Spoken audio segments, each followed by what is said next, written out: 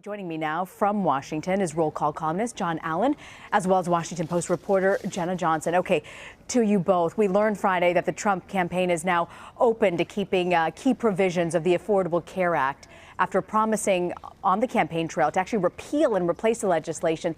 I want to play for you what he told our Leslie Stahl from an interview that's going to air Sunday night on 60 Minutes. Let me ask you about Obamacare.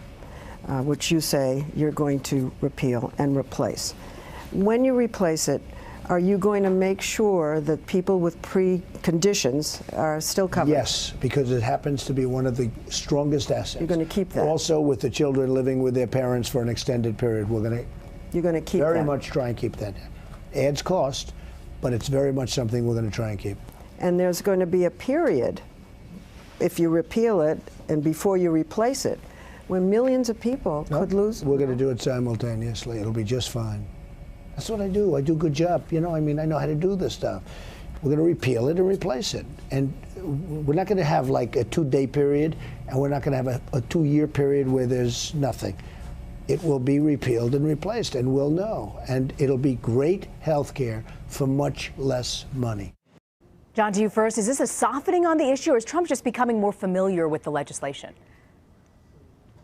Well, I think Trump is not particularly familiar with the details of how Obamacare works. Of course, if you continue to have the pre-existing conditions provisions in there so that people don't lose their insurance when they move insurance or have an issue, that basically requires the mandating of people being in the insurance pools, and then it requires the subsidies, so you got to pay for that. When you start trying to unwind some of this stuff, it becomes very complicated. I don't think there was ever any question that Republicans would be loath to repeal that particular piece of the law because it's so popular. And if they tried to do that, it would be political suicide. So what you're hearing from Trump is a more specific version of what he said on the campaign trail. Remember, when he said repeal and replace on the campaign trail, he didn't say he would replace it with a completely new law that had none of the old provisions. So I think we're just getting a little more detail. Okay, Jenna, in your experience, you covered Trump. Does a backtrack line like this surprise you now that he's president-elect? Well, it didn't, because we knew so very little about what he would replace the Affordable Care Act with.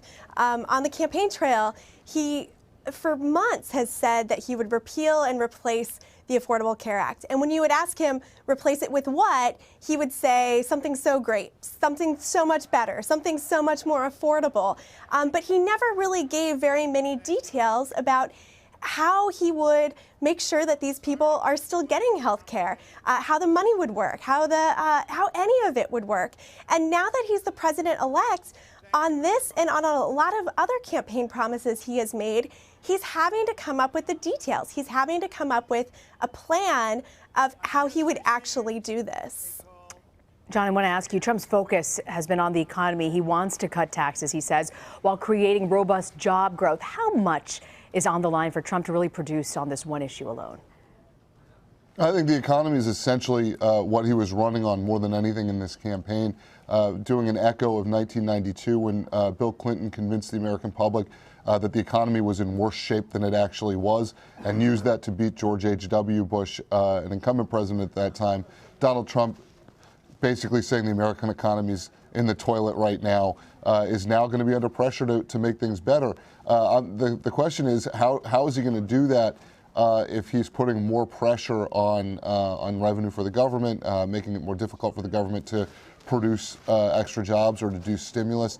I think the one thing he's going after that I think a lot of people have faith in on both sides is infrastructure spending, but how he pays for that will be a big factor in whether it's successful. Jenna, an Arab diplomat told our Margaret Brennan that messaging from the Trump team has been very positive and that they are, quote, confident they can work through any issue regarding Trump's rhetoric. Is there a level of damage control that Trump needs to do now that he's president-elect? There is, and I think a lot of people are giving him the opportunity to do that. Earlier this week, the president welcomed him into the White House, sat and talked with him.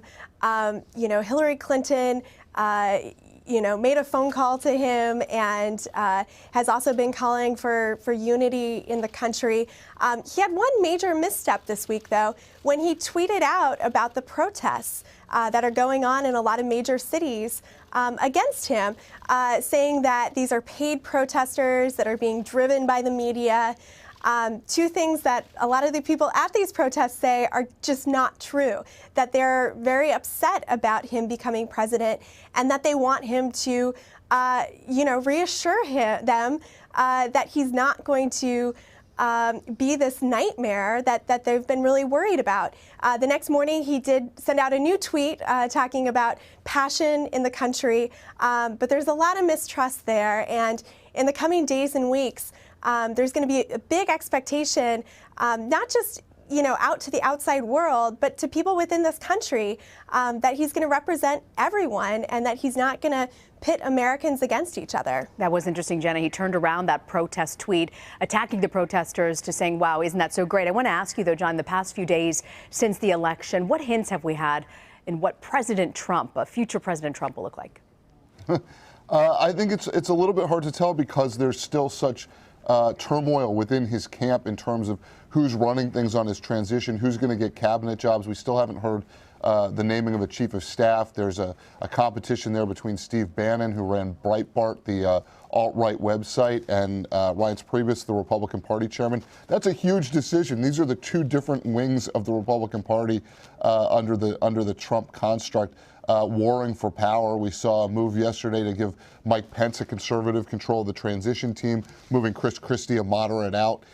So I think a lot of these personnel decisions are going to determine the way that policy is shaped and what a President Trump or what the Trump presidency will look like. And the thing is, while there are people rushing to get jobs in the Trump administration, we're still not seeing that at the very high level, and that bodes poorly for him. There are not people with great experience at the very high levels of government rushing to get into the Trump administration, and he's got to try to figure out how to attract some of those people. Raised an interesting point. I'm also curious about how media access will be. John Allen and Jenna Johnson, thank you both for joining us. Take care. Thanks.